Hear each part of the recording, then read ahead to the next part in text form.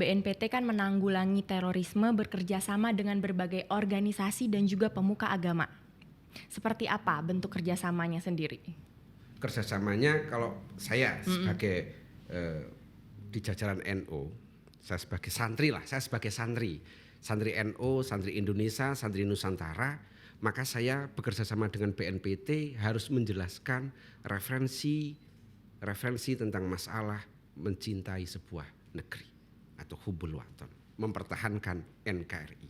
Bagaimana sih Gus peran ulama dalam menyuarakan moderasi beragama demi menekankan paham intoleran yang terjadi terhadap generasi muda? Yang paling efektif, setiap orang tugasnya kan beda-beda. Mbak yang di BNPT tugasnya beda, saya yang di pesantren tugasnya beda kan. Nah, kalau orang-orang pesantren seperti saya, bagaimana biar memberi arahan kepada umat, ya kan? Ya dengan cara ngaji. Karena semakin kita banyak referensi, semakin kita banyak ngaji, semakin kita toleransi. Yakunu fi akhir zaman qaumun afdhalu a'malihim at-talawum bainahum yusammauna al-antar. Kelak itu akan ada masa di mana orang-orang itu merasa ibadah yang paling keren adalah ibadah yang mencaci maki. Nah, semoga kita tidak termasuk itu. Amin. Dan jangan sampai kita ini bikin hoak, bikin hoak. Hoak itu bahaya, Mbak.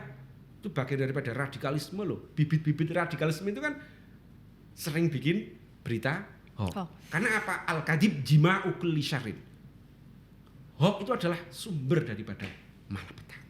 Seperti apa nih agar orang-orang di luar sana tidak salah mendalami agama?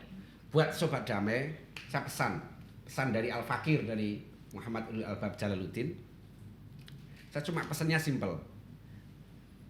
Belajar yang benar, sekolah yang benar, ngaji yang benar. Karena Negara Kesatuan Republik Indonesia butuh generasi yang ilmiah, yang amaliyah. Yang punya ilmu, yang mengamalkan ilmunya. Yang berakhlakul karimah. Insyaallah Indonesia akan jaya min yaumina hada ila yaumil qiyamah.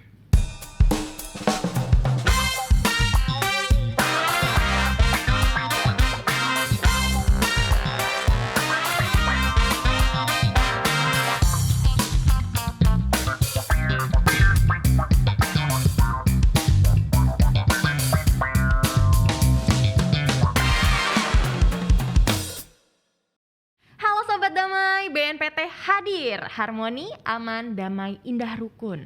Nah Sobat Damai, terkadang kalian pernah bertanya-tanya gak sih kenapa seorang terduga terorisme ataupun anggota yang tergabung di dalam organisasi tersebut tidak mengakui NKRI dan mereka juga tidak mau untuk hormat kepada bendera? Apakah sebenarnya hal ini memang salah atau seperti apa hukumnya dalam konteks keagamaan?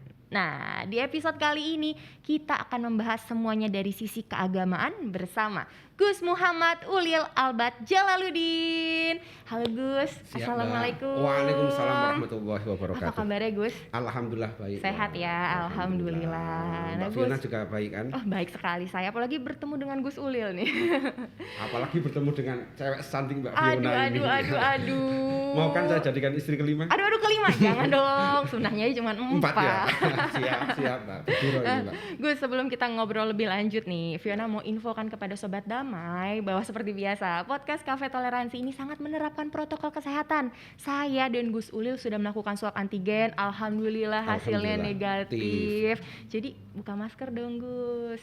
Siap, siapa tahu saya terpana dijadikan yang kelima. Aduh. Dosa kalau kelima, kalau 4 boleh. Keempat jangan dong. Nanti sekarang ada berapa nih? 1. Oh 1. 1 aja cukup. Oh 1 aja. 1 aja udah pusing ya. Iya. Biaya hidup besar.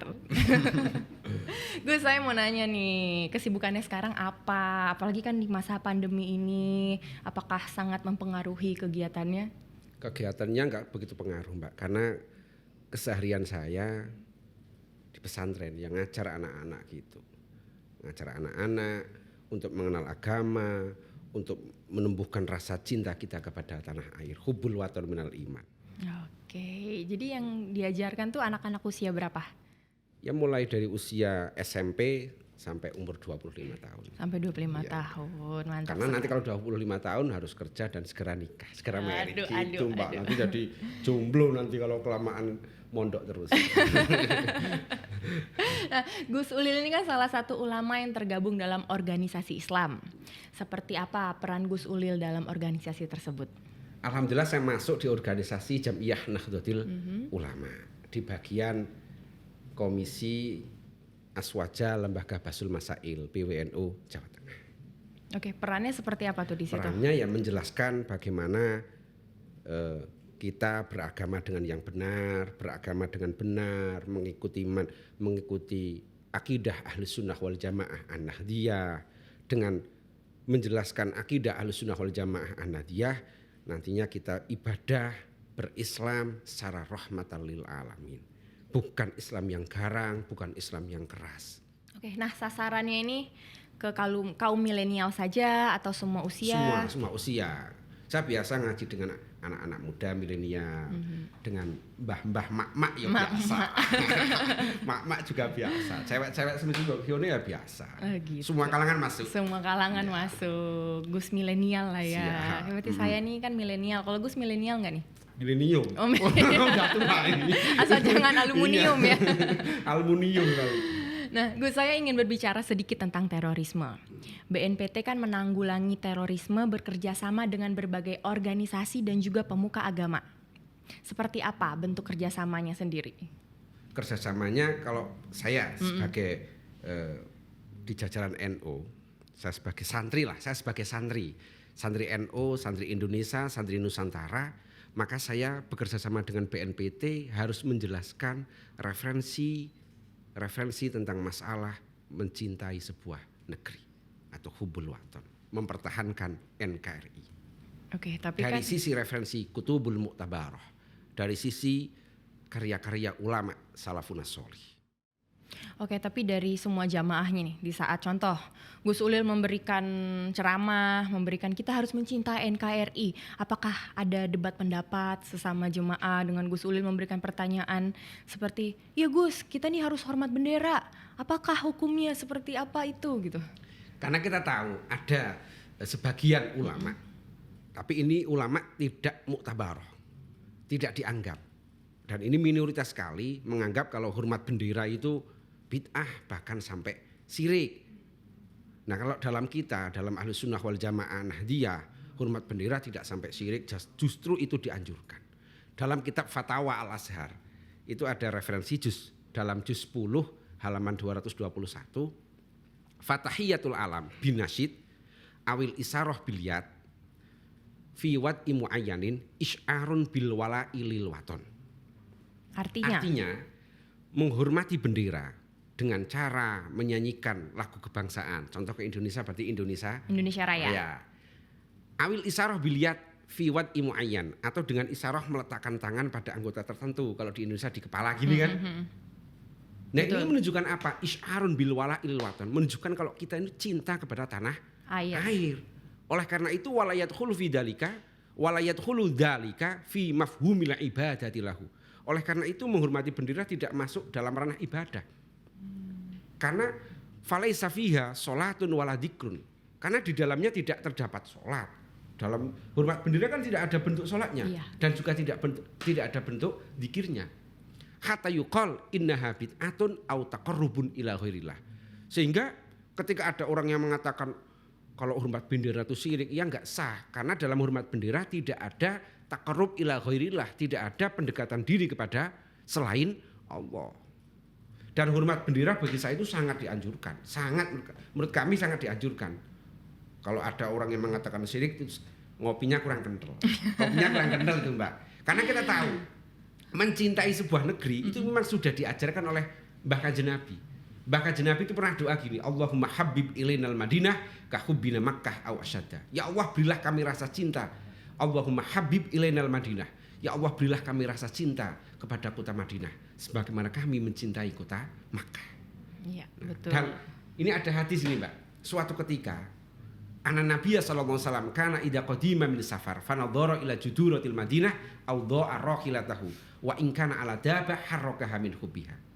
Suatu ketika Mbah Kanjeng Nabi itu setiap pulang dari bepergian, kalau zaman sekarang mungkin bulang gitu ya, traveling gitu ya, kalau sekarang bahasa gaulnya ya.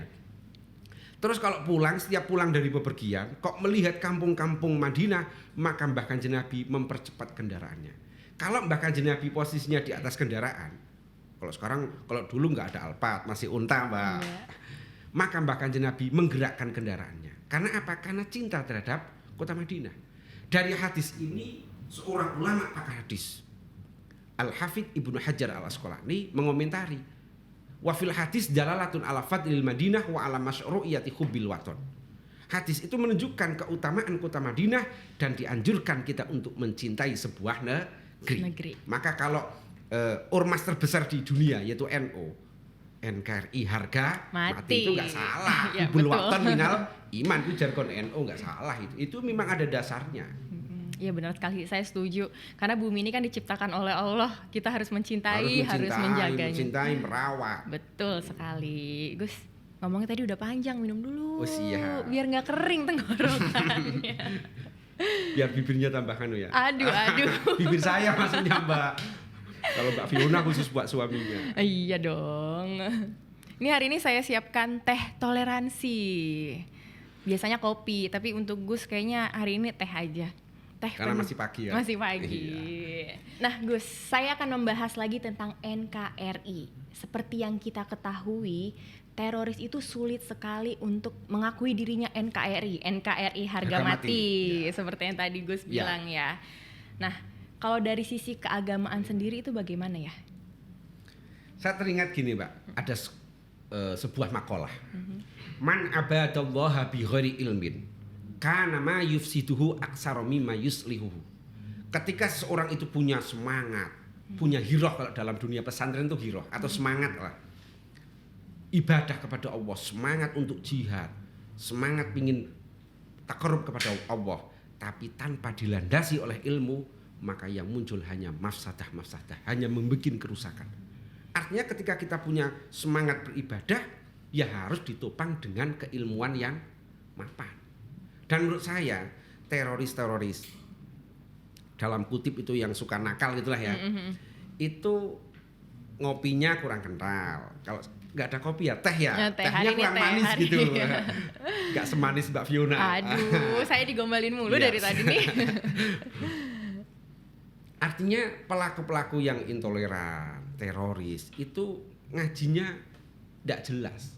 Artinya apa? Ngajinya tidak dengan kiai yang punya mata rantai ilmu yang nyambung sampai Mbah Kanjeng Nabi atau sanad yang mutasil sampai Mbah Kanjeng Nabi. Dalam kitab karya Mbah Hasyim Asy'ari, kebetulan saya bawa kitabnya Mbak. Oh, bawa kitabnya. Bawa kitabnya. Kitabnya di mana nih? Boleh minta tolong, Mas? Nah, kita kulik-kulik kitabnya sedikit ya. Oke. Ini dalam kitab karya Mbah Hasyim Asy'ari. Dalam kitab Risalah Ahlussunnah wal Jamaah itu ada keterangan gini.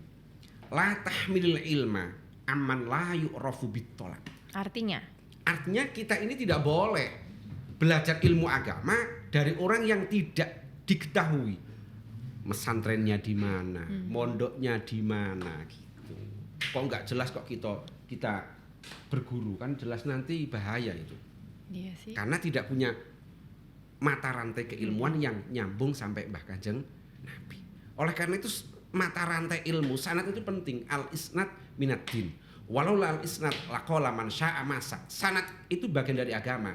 Andai orang itu tidak punya sanad, mata rantai keilmuan yang nyambung sampai Mbah Kanjeng Nabi, laqala man syaa masa, maka dia akan ngomong semaunya sendiri tanpa berdasarkan referensi, tanpa berdasarkan dalil.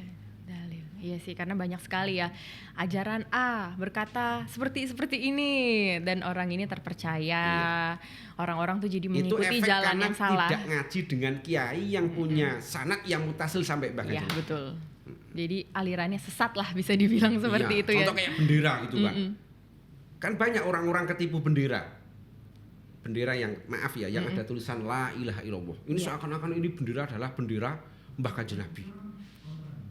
Padahal itu kan bukan. Oke, Mbah Kanjeng Nabi itu punya yang namanya Al-Liwa dan Ar-Royah. Tapi kalau yang di situ ada tulisan La ilaha illallah Muhammadur Rasulullah. Ini saya kebetulan bawa kitabnya ini. Fathul Bari. Fathul Bari itu karya ulama pakar hadis Al-Hafidz Ibnu Hajar Al-Asqalani mengomentari kitab Shahihul Bukhari. Sering dengar kan Bukhari itu kan? Iya, pernah, sering. Ya, nah, ini Fathul Barinya, sarahnya kalau dalam dunia Sarahnya. pesantren. Ini saya bacakan ini, masalah bendera ini. Wali Abi Syekh min hadis Ibnu Abbas kana maktuban ala royatihi la ilaha illallah Muhammadur Rasulullah wa sanatuhu wahin. Artinya bendera-bendera yang diklaim ini bendera Mbah Kanjeng Nabi. Kalau nggak pakai bendera ini berarti tidak ikut mensyiarkan Islam. Nah, bendera yang ada tulisan la ilaha illallah Muhammadur Rasulullah, yang ada tulisan la ilaha illallah Muhammadur Rasulullah, itu wasanatuhu wahin. Sanatnya itu mengecewakan. Sanatnya apa? Mengecewakan. Sangat lemah lah. Mendekati, kalau dalam dunia sekarang milenial mendekati hoax.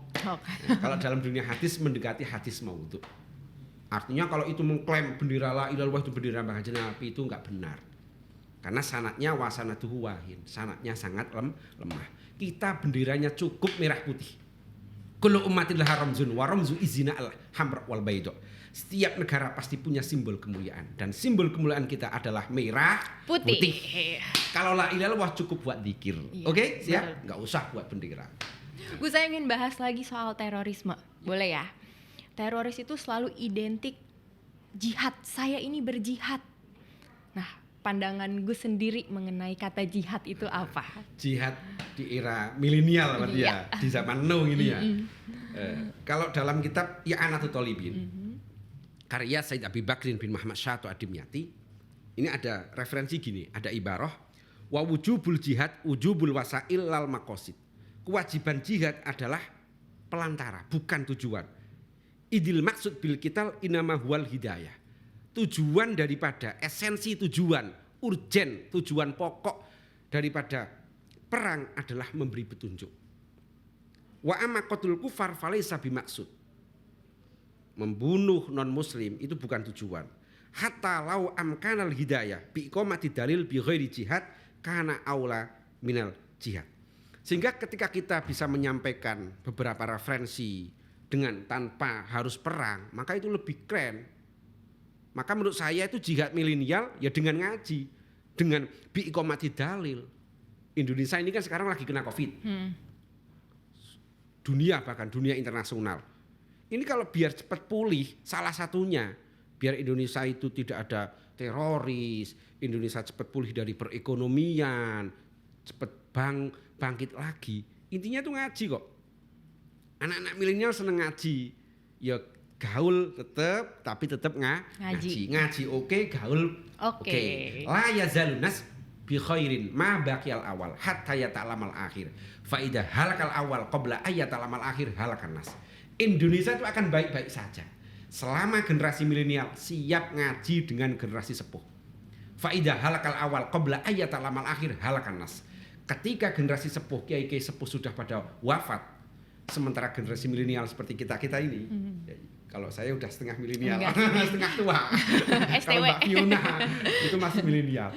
Faidah halakal awal qabla ayatal mal akhir halakan nas. Ketika generasi sepuh sudah wafat, sementara generasi milenial seperti Mbak Fiona belum siap ngaji, halakan nas. Indonesia akan selesai. Indonesia khatam. Na'udzubillah summa na'udzubillah min dzalik. Dan sekali lagi nih Mbak Fiona, saya perlu tegaskan, kalau ngaji sekali lagi harus dengan kiai yang punya mata rantai ilmu yang nyambung sampai Mbah Kanjeng Nabi. Tahu nggak keilmuan saya sampai Mbah Kanjeng Nabi? Gimana tuh? Nah, dalam kitab Risalah Ar-Risalah Ahlussunnah wal Jamaah karya Mbah Hasyim Asy'ari pendiri NU. Itu kan la tahmilil ilma aman la yu'rafu bitolab. Kita tidak boleh ngaji dengan orang yang tidak diketahui mondoknya di mana, belajarnya di mana. Kalau kita kan jelas, kalau kita santri Nusantara jelas anaknya. Contoh, saya mondok di Pondok Al-Falah Ploso, Kediri, Jawa Timur. Nah, pendiri Ploso itu kan Mbah Ye Jazuli. Ini santri kesayangan pendiri NU, Mbah Hasyim Asy'ari. Mbah Hasyim punya guru lagi Mbah Khalil Bangkalan. Gurunya banyak Mbah Hasyim, ada Mbah Soleh Dara. Gurunya lagi ada Syekh Mahfud At-Tarmasi Pacitan. Menjadi ulama internasional di Makkah. Gurunya lagi Said Abi Bakrin bin Muhammad Syahto Ad-Dimyati. Ini yang mengarang kitab ini, I'anatul Thalibin.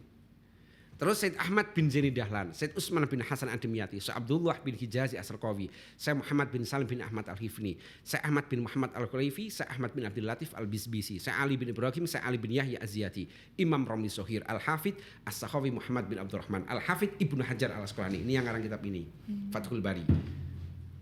Syekh Ibrahim bin Musa Al-Ambasi, Syekh Abdurrahim bin Hasan Al-Asnawi, Syekh Ali bin Abdul Kafi As-Subki, Syekh Ahmad bin Muhammad Al-Misri, Syekh Muhammad bin Ali bin Daqiqil Id, Sultanul Ulama Izzuddin bin Salam, terus Syekh Abdurrahman bin Muhammad bin Asakir, Syekh Mas'ud bin Muhammad An-Naisaburi, Syekh Umar bin Ali bin Sahal Ad-Damani, Imam Ghazali, Imam Mahromen, Syekh Abdi Abdullah Muhammad bin Yusuf bin Abdillah Al-Juwaini. Punya guru lagi Imam Qafal Sohir, Syekh Abu Zaid Muhammad bin Ahmad Al-Marwazi, Syekh Abi Ishaq, Syekh Abil Abbas, Syekh Abil Qasim, Utsman bin Said Al-Mati, punya guru lagi Rabi' bin Sulaiman Al-Muradi, punya guru lagi Imam Syafi'i, madhab kita, ya kan?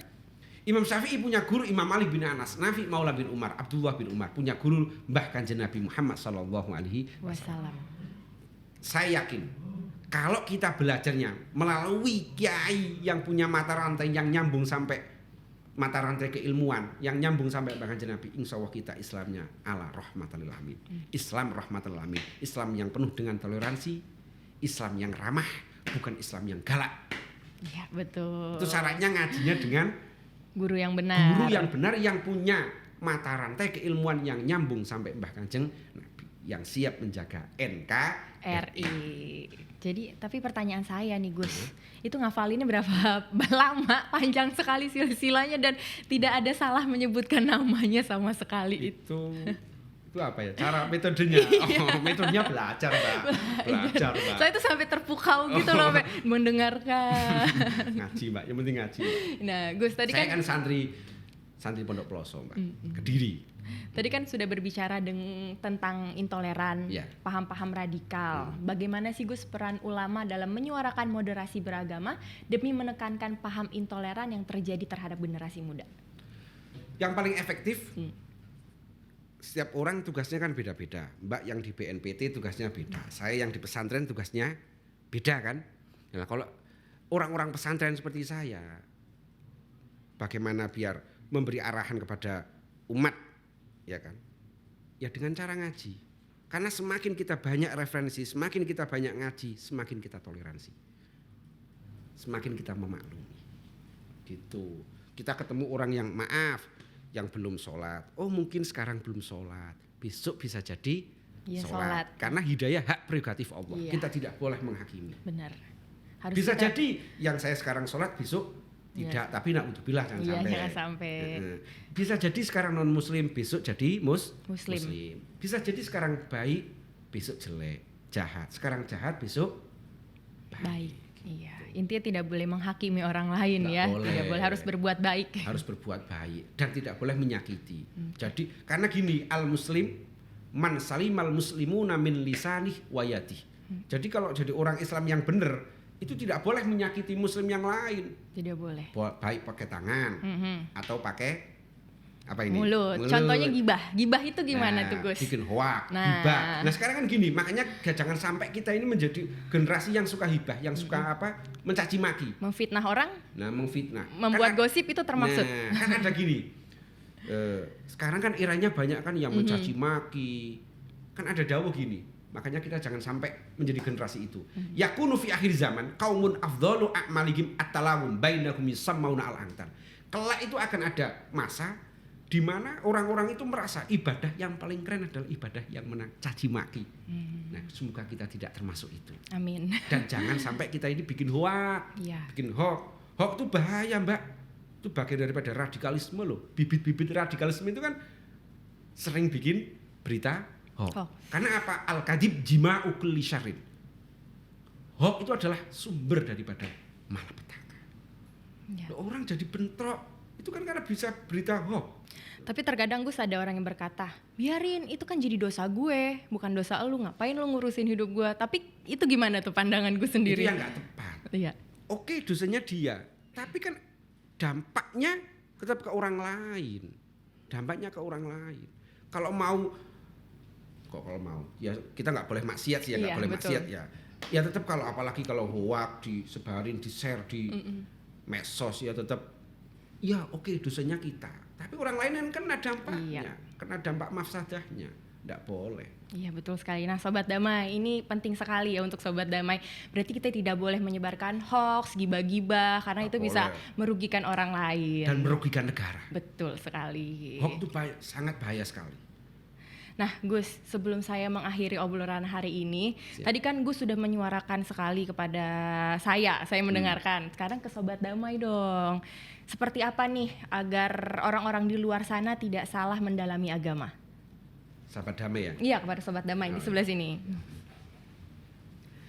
Buat teman-teman, sahabat-sahabat damai, Sobat Damai. sobat ya. Sobat Damai.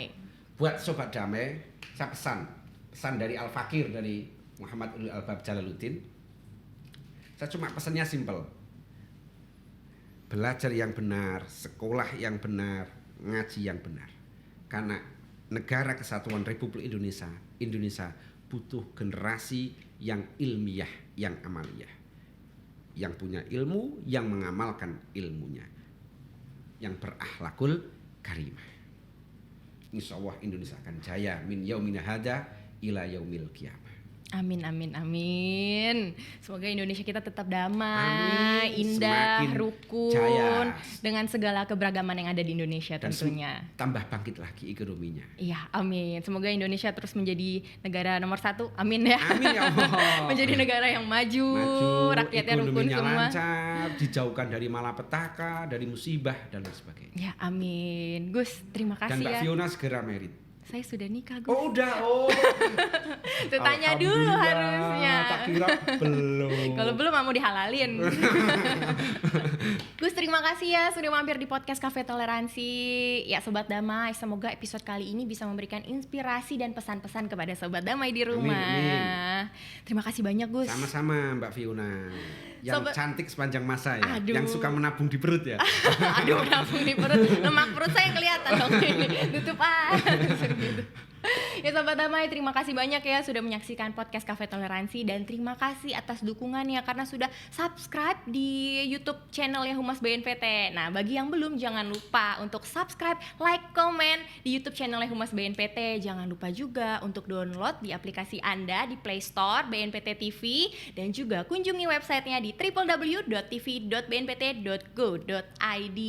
Ya Sobat Damai, saya Fiona dan Saya Uli Albab Jalaluddin. pamit undur diri. Salam damai. Salam Indonesia Satria. Satria. NKRI harga mati. NKRI harga mati. Terima kasih banyak Gus. Sama-sama Mbak Fiona yang cantik.